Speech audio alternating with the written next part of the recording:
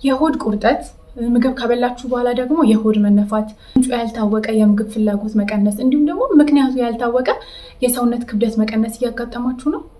ኢንተስታይናል ቦርም ምልክት ሊሆን ይችላል፣ ወይም ደግሞ አንጀት ውስጥ ያለ ትል ምልክት ሊሆን ይችላል። ሰላም እንዴት ናችሁ? ዶክተር አሳንቲ ነኝ።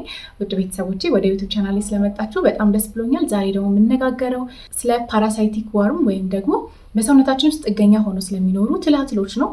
ስለነዚህ ትላትሎች ምልክቶቻቸውን እናያለን፣ መተላለፊያ መንገዶቻቸውን፣ መንስኤያቸውን፣ ሕክምና ውስጥ ምንድን ነው፣ እንዲሁም ደግሞ በተፈጥሮ ምን አይነት ምግቦችን በመመገብ እነዚህን ትላትል ማጥፋት እንችላለን የሚለውን እናያለን። እስከ ቪዲዮ መጨረሻ ድረስ እንድትከታተሉ የአክብሮት ግብዣዬ ነው።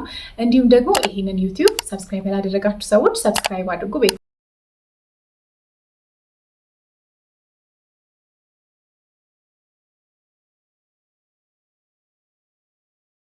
ስለ ፓራሳይቲክ ወርም ስለሚባሉ ትላትሎች ነው። ፓራሳይት ማለት ምን ማለት ነው? ፓራሳይት ማለት በሰውነታችን ውስጥ ጥገኛ ሆነው የሚኖሩ ለእኛ ምንም ጥቅም የሌላቸው፣ ከዚህ ይልቅ ግን እኛ ከምንበላው ምግብ የሚወስዱ ከኛ ንጥረ ነገሮችን የሚወስዱ እነሱ ኑሯቸውን የሚቀጥሉ እድገታቸውን የሚቀጥሉ ሲሆኑ ጥገኛ ለሆኑበት ሰው ግን እየጎዱት የሚሄዱ ፍጥረታት ናቸው። እነዚህ ፍጥረታት በአይን ማናያቸውም ሊሆኑ ይችላሉ። እንዲሁም ደግሞ መጀመሪያ እንደተነጋገርነው ትላትሎች ሊሆኑ ይችላሉ። ፓራሳይት ስንል ብዙ አይነቶች አሉ። ዛሬ የምናያቸው ዋና ዋናዎቹ ፓራሳይት ናቸው። የመጀመሪያው ፓራሳይት ኤክቶ ፓራሳይት ይባላሉ። ይሄ ከስሙ እንደሚጠቁመው በቆዳችን ላይ የሚኖሩ ወይም ደግሞ በሰውነታችን ክፍል ላይ የሚኖሩ ናቸው። እነዚህም ደግሞ ፀጉር ላይ እንዳሉት እንደ ቅማል፣ ቆዳ ላይ ደግሞ ቁንጫ፣ ትኋን፣ ውስጣዊ ያሉትን ደግሞ ስናይ ፕሮቶዞዋ የሚባሉ አሉ። ፕሮቶዞዋ ማለት አንድ ሴል ወይም አንድ ህዋስ ነው ያላቸው፣ በአይን አናያቸውም። እነሱም ደግሞ እንደ አሜባ፣ ኢንተርአሜባ ሂስቶላይቲካ የሚባለው እንዲሁም ደግሞ ጃርዲያ፣ ፕላዝሞዲየም ወይም ደግሞ ወባ በሽታ የምንለውን ያጠቃልላል። ወደ ትላትሎቹ ስንመጣ ሄሌሜንትስ ይባላሉ። እነዚህ ሄሌሜንትስ ራሱ በቅርጻቸው፣ በአይነታቸው፣ በሚመጡበት በመንስኤያቸው በጣም ይለያያሉ። የመጀመሪያው ክብ ትላትሎች ወይም ደግሞ ራውንድ ወርም የምንላቸው እንደ አስካሪስ ወይም ደግሞ የወስፋት ትል ተብሎ የሚታወቀው ማለት ነው። ሁክ ወርም እንደ መንጠቆ ነገር ያላት፣ ፒን ወርም እዚህ ውስጥ ይገኙበት። ሌላኛው ደግሞ ጠፍጣፋ ትሎች ወይም ደግሞ ሲስቶድ የሚባሉት የኮሶ ትል ማለት ነው። ሶስተኛው ደግሞ ትሪማቶድ የሚባሉ አሉ። እነዚህም ደግሞ ሺስቶዞማ የሚባለውን ትል ይይዛል። ይህም ደግሞ ብልሃርዚያ በሽታን የሚያመጣው አክሊሉ ለማ በእንዶድ ይጠፋል ብሎ ያገኘለት በሽታ ያጠቃልላል። ትሪማቶድ የሚባለው ውስጥ ሌላኛው ደግሞ የጉበት ፍሎክ የሚባል ወይም ደግሞ ጉበትን የሚያጠቃ ሌላ ትል ይገኝበታል። ዋና መተላለፊያ መንገዶቹ የተበከለ ምግብን ወይም ደግሞ የተበከለ ውሃን በመጠጣት ነው። ብዙ ጊዜ እነዚህ እንቁላሎች በሰገራ ስለሆነ የሚወጡት ከዛ ሰገራ ጋር የተነካካ ውሃ፣ የወንዝ ውሃ ሊሆን ይችላል። እንዲሁም ደግሞ ጥሬ ስጋ በጣም ያው የተለመደ ነው እኛ ሀገር። እዚህ ጥሬ ስጋም ደግሞ የኮሶ ትልን ያመጣል። እንዲሁም ደግሞ የግል ንጽህናን አለመጠበቅ፣ ይህም ደግሞ ከሽንት ቤት ከወጡ በኋላ እጅን አለመታጠብ ወይም ደግሞ ለምግብ ስንቀርብ እጅ አለመታጠብ። እንደ ሁክወርም የሚባለው ደግሞ በቆዳ ነው ቀጥታ የሚገቡት። ስለዚህ በባዶ እግር አፈር ላይ መሄድ ሊሆን ይችላል። በባዶ እግር መሄድ ቀጥታ ይሄ ትል ወደ ሰውነታችን ውስጥ ቆዳችን በስቶ እንዲገባ ያደርጋል። አንዳንዴ ደግሞ ከሰው ወደ ሰውም ይተላለፋል። በተለይ ህፃናት ላይ ከጓደኞቻቸው ጋር አብረው በሚጫወቱበት ጊዜ ይሄ ትላትል አንዱ ሰው ላይ ካለ ወይም ደግሞ ይሄ ፓራሳይት አንዱ ላይ ካለ ወደ ሌላኛው የመተላለፍ እድሉ ከፍተኛ ነው። አብዛኞቹ ደግሞ ያላቸው ምልክቶች ተመሳሳይ ነው፣ እንደ ሆድ ቁርጠት፣ የሆድ መነፋት። ብዙ ጊዜ እነዚህ ትላትሎች ፓራሳይቶች የሚኖሩት ሆድ ውስጥ ነው። ስለዚህ ናውዣ፣ ማቅለሽለሽ፣ ማስመለስ፣ ዲያሪያ ወይም ደግሞ ተቅማጥ፣ ምክንያቱ ያልታወቀ ክብደት መቀነስ። ምክንያቱም የምንበላውን ምግብ ንጥረ ነገር ቀጥታ ትላትሎቹ እየወሰዱት ነው። ስለዚህ ያ ሰው ክብደቱ ይቀንሳል። እንዲሁም ደግሞ የአፒታይት መቀነስ ይኖራል። ህፃናት ላይ ደግሞ ማልኒውትሪሽን፣ ይህም ደግሞ ምግብ እጥረትን ያስከትላል። እድገትን ያዘገያል። በተለይ ህፃናቶች ላይ ደግሞ እድገትን ያዘገያል። የአእምሮ እድገትን፣ የሰውነት እድገትን ያቀጭጫል። እንዲሁም በዛ ሲል ደግሞ ትላትሎቹ በጣም በብዛት ነው የሚራቡት ማለት ነው እና በጣም ከመብዛታቸው የተነሳ የአንጀትን ቱቦ የመዝጋት ራሱ ኃይል አላቸው። ቦል ኦብስትራክሽን የምንለውን ያመጣል ማለት ነው። ስለዚህ ምግብ በዛ በኩል ማለፍ አይችልም። ስለዚህ ይሄ በሰርጀሪ ነው ራሱ መዳን የሚችለው ወይም መታከም የሚችለው እና ይህን ያህል ከበድ ሊል ይችላል። አንዳንድ ትሎች ደግሞ ቀጥታ ደምን ነው የሚመጡት። ስለዚህ የደም ማነስን ያመጣል። ደም ማነስ ደግሞ ምልክቶቹ ይሄ ጆሮአችን ውስጥ ጢን የሚል ድምፅ መሰማት፣ ብዥ ማለት፣ ይሄ የአይን ብዥታ፣ ማዞር፣ በቃ ይሄ ሁሉ ነገር እየዞረብን እንዳለ አይነት መሰማት፣ ድካም ማለት እና ራስ ምታት፣ እነዚህን ራሱ ሊያመጣ ይችላል ማለት ነው። ሁክወርም የሚባለው ደግሞ በቆዳ ነው የሚገባው ብያቸዋለሁ። ቆዳን በስቶ ነው የሚገባው እና የገባበት አካባቢ ማሳከክ፣ እብጠት፣ እንዲሁም የሰገራ መውጫ አካባቢ ማሳከክ እንዲሁም ደግሞ አንዳንድ ሰው ደግሞ ሰገራው ላይ ቀጥታ ትሉን ራሱ ሊያይ ይችላል፣ ወይም ደግሞ እንቁላሉ ሊወጣ ይችላል። ካልታከሙ ደግሞ ወደ ሌሎች አካላት ይሄዳሉ። ትሎቹ አንዳንዴ እስከ አእምሮ ድረስ የሚወጡበት ጊዜ አለ። አሜባ ደግሞ ጉበት ላይ እንደ መግል አይነት በጣም ብዙ ቦታ የመያዝ ለመዳን በጣም ከባድ ነው። ለረዥም ጊዜ ሕክምና ነው የሚያስፈልገው። በመድኃኒት ራሱ ሳይሻል ቀርቶ ሰርጀሪ የሚሰራበት ጊዜ ውላለ እና ጉበት ላይ መግልን እንዲይዝ ያደርጋል። አንዳንድ ትሎች ወደ አእምሮ ይሄዳሉ። አንዳንድ ጊዜ በአፍንጫ በኩል ይወጣሉ። አንዳንድ በሰገራ በኩል የሚወጡ አሉ። በጣም ከመርዘማቸው የተነሳ ከማደጋቸው ከመብዛታቸው የተነሳ ማለት ነው። እና አንዳንዴ እነዚህ ምልክቶች ራሳችሁ ላይ የምታዩ ከሆነ ችላ ማለት የለባችሁም። ወይም ደግሞ በቃ ቀላል የሚመስሉ ምልክቶች ናቸው፣ ግን ከቆዩ በጣም ሲሪየስ የሆኑ ለህይወት የሚያሰጉ ምልክቶች ሊሆኑ ይችላሉ። ታዲያ እንዴት ነው የምናከመው? መድኃኒቶች አሉ። በተለይ እንደ አስካሪስ ወይም ደግሞ ወስፋት የምንለው የወስፋት ትል የምንለው በዋነኝነት የሚሰጠው አንድ ዶዝ ነው የሚወሰደው። አልቤንዳዞል ወይም ደግሞ ሜቤንዳዞል 500 ሚሊግራሙን አንዴ ወስዶ መጨረስ ነው፣ ወይም ደግሞ ለ5 ቀን 100 መውሰድ ነው። አሜባ ወይ ጃርዲያ ከሆነ ደግሞ እነሱም ሜትሮንዳዞል ወይም ደግሞ ቲኒዳዞል የሚባሉ መድኃኒቶች አሉ። እነዚህ ነገሮች እርጉዝ ሴት ላይ የተከሰቱ እንደሆነ ነው። እርጉዝ ሴት ላይ አልቤንዳዞል እና ሜቤንዳዞልን በተለይ ደግሞ የመጀመሪያዎቹ 3 ወራት ላይ መስጠት አንችልም። ምክንያቱም የልጁ እድገት የፅንሱን እድገት ያቀጭጫል፣ እንዲሁም ደግሞ አስፈላጊ የሆኑ በጣም ከፍተኛ ጉዳትን ያመጣል። ስለዚህ አንድ እናት እርጉዝ ሆና እስከ 3 ወር ድረስ ምንም አይነት የትላትል መድኃኒቶችን መውሰድ አትችልም። ከ3 ወር በኋላ ሰከንድ ትራይሚስተር እና ሰርድ ትራይሚስተር የምንላቸው ወራት ላይ ግን አልቤንዳዞል ይሰጣል። እንደውም ብዙ ጊዜ ክትትል ሲሄዱ እናቶች ከ3 ወር በላይ ከሆነ የመጡት አንድ ጊዜ የምትዋጥ ዲዋርሚንግ ተብሎ ይሰጣቸዋል ማለት ነው። ከ3 ወር በኋላ ትላትል እንዳለባት በሰገሯ ላይ ከታየ ወይም ደግሞ አንድ ዲዋርሚንግ የሚሰጣት ከሆነ ዶዙን ይሄንን የሚወስነው ከሐኪም ጋር ከተማከረች በኋላ ሐኪሙ ይሆናል ማለት ነው የሚወስነው። ሌላው ደግሞ ታዲያ በብዛት የሚያጋጥመን ኮሶትል ነው አይደለ? ጥሬ ስጋ ከመብላን በኋላ የሚመጣው ማለት ነው። እሱ ሕክምና አልቤንዳዞል ይሰጣል። ግን አንዳንዴ አልቤንዳዞል ማይሰራ ከሆነ ሌላ ጥሩ አማራጭ፣ በጣም አሪፍ አማራጭ ፕራዚኳንቴል የሚባል መድኃኒት አለ። ይህንን ደግሞ ዶዙን ዶክተሩ የሚወስን ይሆናል። ዲዋርሚንግ በጣም አስፈላጊ ነገር ነው። ይሄ ሩቲንሊ ማለትም ደግሞ በየአመቱ ሁሌ የምናደርገው ነገር ቢሆን በጣም ተመራጭ ነው።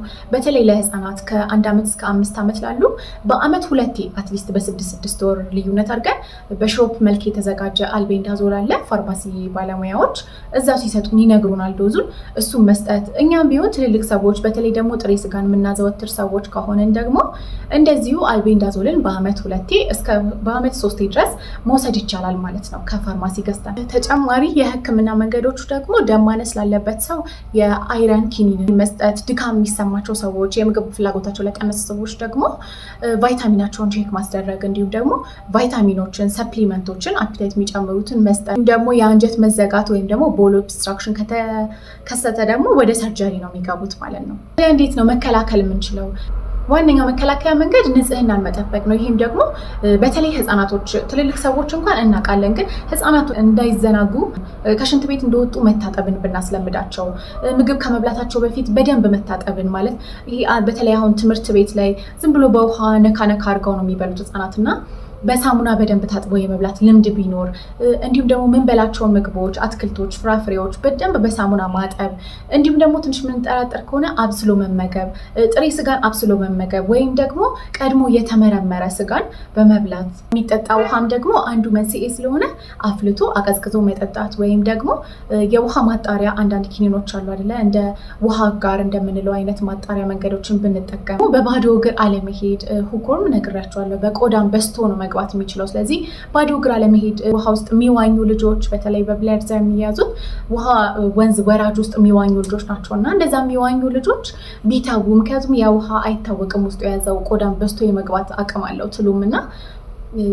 ውሃ ወንዝ ዳር የሚፈሱ ውሃዎች ላይ አለመዋኘት፣ በባዶ እግር አፈር ላይ አለመንቀሳቀስ፣ በእነዚህ መንገዶች መከታተል እንችላለን። ይህንን የፓራሳይቲክ ወርም ችግር ወይም ደግሞ እነዚህ ጥገኛ የሆኑትን ትላትል በሽታ ለምን አደገኛ አለው? ምክንያቱም የሚያመጡት ኮምፕሊኬሽን ነው። ኮምፕሊኬሽን ማለት ያ በሽታ አደግ ሲል ከፍተኛ ደረጃ ሲደርስ እኛ ላይ የሚያመጣው ተጽዕኖ ማለት ነው። የመጀመሪያው ደም ማነስ ነው። እንደነገርኳችሁ ሁኮርም በተለይ አንዳንድ ትላትሎች ቀጥታ ደምን ይመጣሉ። ስለዚህ የደም ማነስን ያመጣል። ደም ማነስ ደግሞ ከትሪት ካልተደረገ ካልታከመ ድካሙ ራሱ አቅምን እስከ ማጣት፣ ራስን እስከ መሳት፣ የተለምዶ የህይወት ተግባራችንን እንዳናካሄድ ያደርገናል። ስለዚህ እሱን ደም ማነሱ በስራ ቼክ መደረግ አለበት እና አስፈላጊው የሆነ ሕክምና መስጠት አለበት። ካለበለዚያ ከፍተኛ ደረጃ ከሆነ ለህይወታችንም አስጊ የሚሆን ደም ማነስ ራሱ በጊዜ ሂደት የልብ ድካምን ወይም ሃርት ፌለርን ሊያመጣ ይችላል። ስለዚህ ቀላል ነው ብለን ምንተወው ነገር አይደለም። ቦል ኦብስትራክሽን ያልነው ወይም ደግሞ የአንጀት መዘጋትንም ደግሞ ያ ሰው በትክክል ሰርጀሪ ካልተሰራ የአንጀት ውስጥ ያሉት ህዋሳት እንዲሞቱ ሁላ ሊያደርግ ይችላል። ከዛ በኋላ መመረዝ እንደ ጋንግሪን ይሆናል። በጣም ከባድ ሰርጀሪ፣ ውስብስብ የሆነ ሰርጀሪ ነው የሚሆን። ህፃናት ላይ መቀንጨርን፣ መቀጨጭን ያመጣል። የአእምሮ እድገታቸውን ይቀንሳል።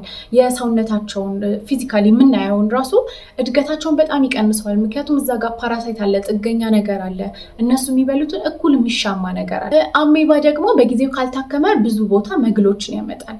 አሜቢክ አብሰስ የተባለ እንደ መግል አይነት ብዙ ቦታ ይይዛል። የሚገርማችሁ እኔም ትምህርት በመማርበት ጊዜ አንድ እንደዚህ አይነት ፔሸንት አጋጥሞኝ ነበር። የአሜባ ህመሙ በስነስርዓት ባለመታከሙ ምክንያት አንጀቱ ላይ ብዙ ቦታዎች መግል የቋጠረ ነገር ነበር እና በጣም ብዙ ናቸው። አንድ ላይ የተሰበሰቡ አይደሉም። ለማውጣት ራሱ ስላልተቻለ ወደ ሰርጀሪ የገባለች እኔ ራሱ አስታውሳለሁ በህግ ሆስፒታል በነበርኩበት ጊዜ ማለት ነው። እና የበሽታ የመከላከል አቅማችን በጣም ይቀንሳል።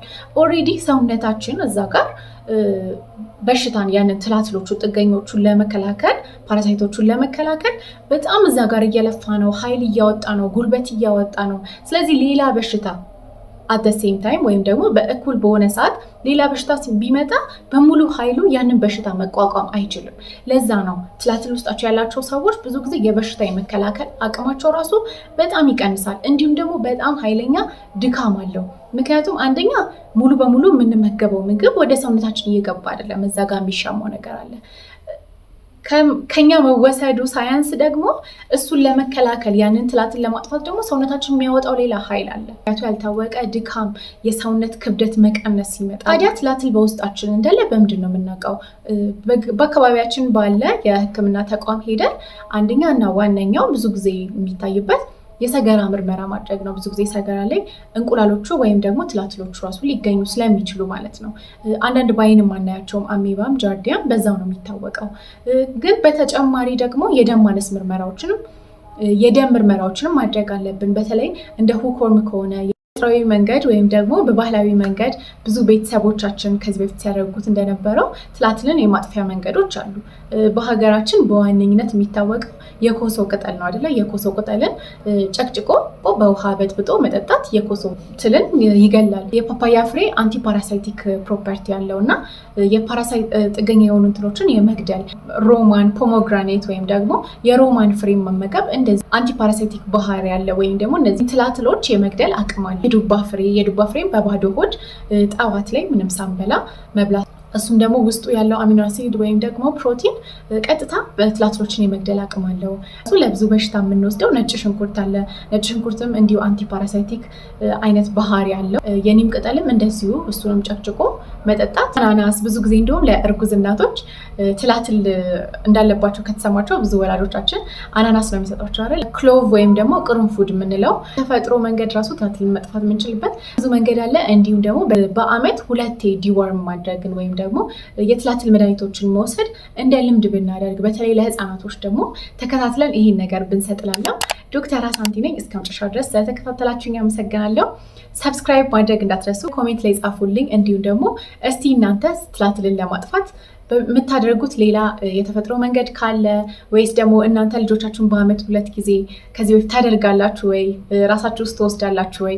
እስቲ ሀሳብ አስተያየታችሁን ኮሜንት ላይ ጻፉልኝ። አንዲት ቃልም ብትሆን ለእኔ በጣም ዋጋ አላት። እንዲሁም ደግሞ ሰብስክራይብ ያላደረጋችሁ ሰዎች ደግሞ ባካችሁ ሰብስክራይብ አድርጉና ቤተሰብ እንሁን። ሌሎች ቪዲዮዎችም ይመጡላችኋል። ሰላም ዋሉልኝ። ሀቭ ኤ ጉድ ዴይ ባይ